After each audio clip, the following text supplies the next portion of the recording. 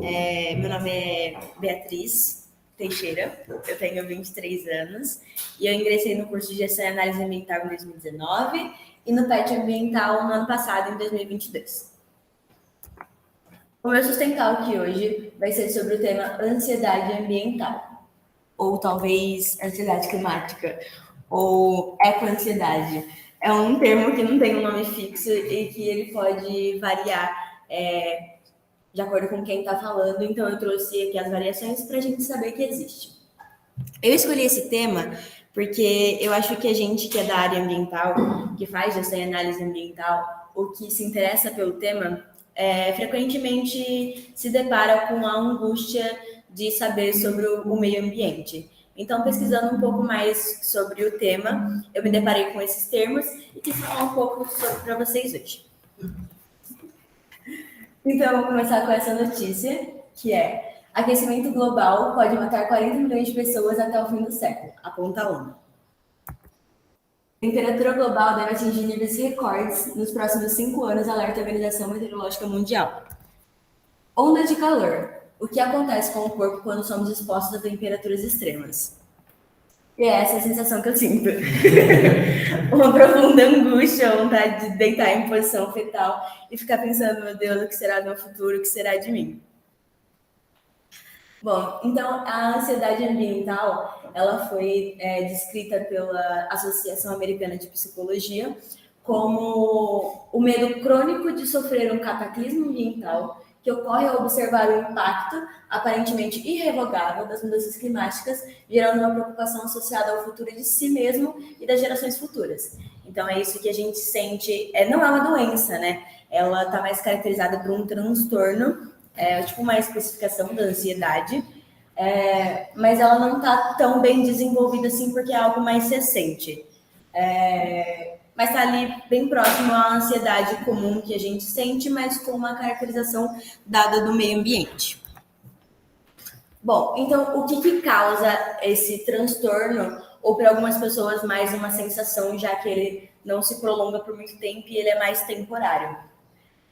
São as faltas de ações efetivas em relação à proteção do meio ambiente, tanto pelo governo e também pelo comprometimento da sociedade. As consequências diretas da crise ambiental, somado com o estresse pelo bombardeio de notícias, que fazem lembrar que a humanidade está caminhando para um colapso ambiental. Então, a gente já fica estressado com as coisas que a crise climática traz para a gente. Então, às vezes, o dia está muito quente. Hoje mesmo eu vim conversando com a Bárbara, que hoje a amplitude de temperatura foi muito grande. A gente acordou com 14 graus de manhã, estava super frio, e a máxima de hoje é 31 graus. Então, essas coisas causam estresse, e a gente aqui está falando no caso de saúde mental, né? Mas também existem as consequências físicas e também de saúde coletiva que a ansiedade ambiental traz e as mudanças climáticas. Bom, então quem que costuma mais afetar? Em primeiro momento, pobres, pretos e pardos. O Greenpeace fez uma pesquisa em que 70% das pessoas de classe D e E se sentem inseguras com a possível manifestação dos eventos climáticos. Então, são pessoas que se sentem mais vulneráveis do que pessoas de classe A e B, que são de 56%. A percepção também é maior entre moradores de região periféricas, de 63%, com essa sensação de insegurança. Aqui é o Vale do Taquari, que foi no Rio Grande do Sul, onde teve enchente em setembro, 2 meses atrás, em que afetou bastante a região. E acho que todo mundo ficou sabendo, porque foi bem grave. Em segundo momento, e num terceiro, pessoas com consciência ambiental e cientistas, e jovens e crianças. As pessoas com consciência ambiental e cientistas são as pessoas que lidam mais diariamente, frequentemente com essas notícias. Tanto porque estão pesquisando, ou tanto porque estão dando uma aula, ou tanto porque estão assistindo uma aula, também porque estão fazendo notícias sobre essas informações, fazendo artigos. Então, são pessoas que, desde antes, já mais de décadas, vêm sofrendo com essa angústia de trabalhar com o assunto. E jovens e crianças, pela sensação de ação insuficiente, por não se sentir capaz de fazer alguma coisa para mudar, e também pela falta de consciência das outras gerações, ver às vezes os seus pais que não conseguem sentir as mesmas coisas que você, e você quer muito que seus pais tenham consciência ambiental para, sei lá, reciclar lixo, e essas pessoas não se importam tanto assim, isso gera angústia em crianças e jovens, adolescentes, assim. E também por questionar o próprio futuro, né? Essa incerteza que já é intrínseca à vida, mas quando ela vem com o medo do que pode ser o meio ambiente, é mais inseguro para crianças e jovens. Aqui tem um estudo que se chama Ansiedade Climática em Crianças e Jovens e as suas crenças sobre as respostas dos governos às alterações climáticas.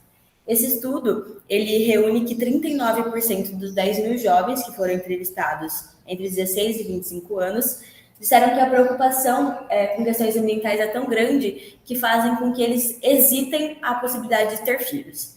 Então, é uma questão, assim, bem do futuro mesmo, até em pensar no outro.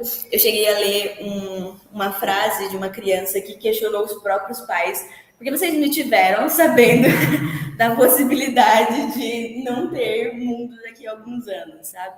Então, a gente está falando de crianças pequenas mesmo, porque é um assunto que já é abordado nas escolas.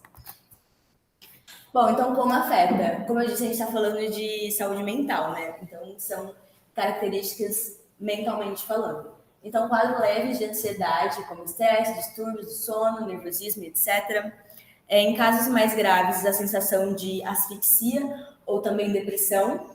E em algumas pessoas, sentimento de culpa pela situação do planeta e pode agravar principalmente em pessoas que têm filho por pensar no futuro deles. Então, como lidar com essa sensação, com esse transtorno? A ansiedade, de forma geral, é uma reação fisiológica do corpo com liberação de adrenalina. É o estado de alerta em que o nosso corpo nos coloca numa tentativa de impedir que a gente se coloque em situações que colocam a nossa vida em risco. Então, ela é uma tentativa de preservar a segurança do organismo, mas ela pode ser exagerada a nível que causa desconforto e prejuízos à pessoa.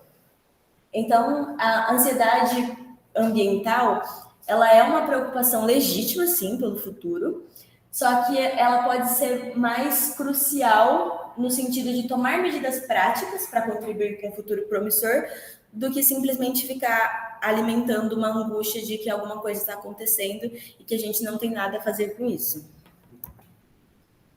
Em casos que essas consequências elas podem ser mais insuportáveis do que suportáveis, é recomendado sempre a ajuda de profissionais, né? No caso, psicoterapia e atividades que lidem com evidências, para que a gente não fique só no mundo das ideias, porque como o futuro é incerto, às vezes ficar se baseando só nisso pode ser muito prejudicial.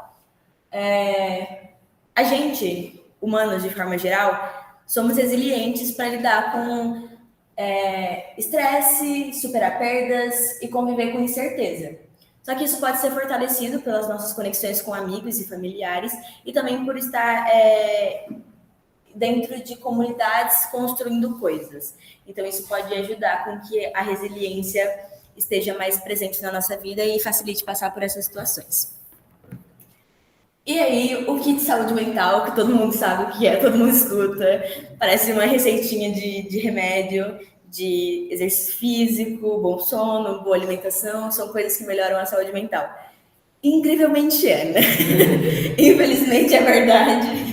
Realmente ajuda na saúde mental e pode ser, sim, um bom método de lidar com a angústia causada pelas crises climáticas.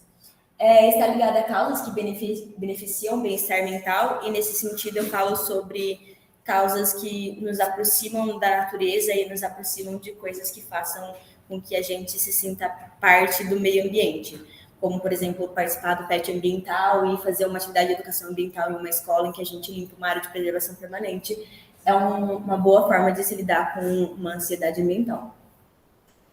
E aí, a próxima seria mais uma questão de consumo consciente e coisas que fazem com que a gente se sinta melhor dentro dos aspectos ambientais, no sentido de reduzir a própria pegada de carbono, ou então consumir consciente, reduzir plástico, diminuir o consumo de carne, essas coisas que façam a gente sentir que está fazendo alguma coisa a favor do meio ambiente.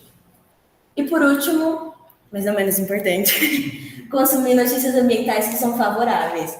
Acho que a gente tem um costume de ser um pouco mais pessimista quanto às coisas e às vezes a gente acaba deixando passar as notícias boas que também vêm. E tem que ser na mesma frequência, né? Dá pra... um pouco boa, um pouco ruim, um equilíbrio ali. Então aqui eu trouxe algumas notícias que são um pouco mais interessantes para aliviar a angústia ambiental. Queimadas na Amazônia têm queda de 36% em setembro, mas fumaça segue implacável. Dia Mundial da Limpeza. Voluntários mobilizaram-se para fazer a diferença em suas localidades. Vitória. Maioria do STF rejeita marco temporal. Grupos de voluntariado transformaram suas localidades com atividades de limpeza. Desmatamento da Amazônia tem queda de 66% em julho. Bom, é isso. Essas notícias são do Greenpeace, mas existem outros lugares também que reúnem notícias mais favoráveis do que as do Greenpeace. Eles não são tão favoráveis lá, mas existem lugares, sim, que páginas em Facebook, às vezes coisas que a gente pode acrescentar na nossa vida para ser mais diário.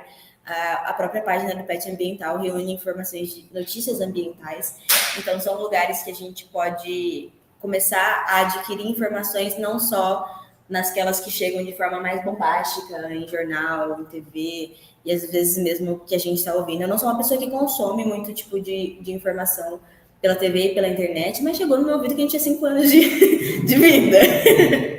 Então, às vezes, procurar mais as notícias favoráveis e deixar que as desfavoráveis cheguem como elas chegam, facilita que esse sentimento ele seja um pouco mais fácil de lidar. Eu reuni um QR Code, que é o site de abaixo-assinado, onde tem uma lista de abaixo-assinados do meio ambiente, para que a gente possa se sentir, caso quem queira, né, se sentir um pouco mais ativo em alguma coisa e participando pelo próprio futuro e fazendo coisas que sejam práticas dentro da própria casa. É isso, muito obrigada por assistirem.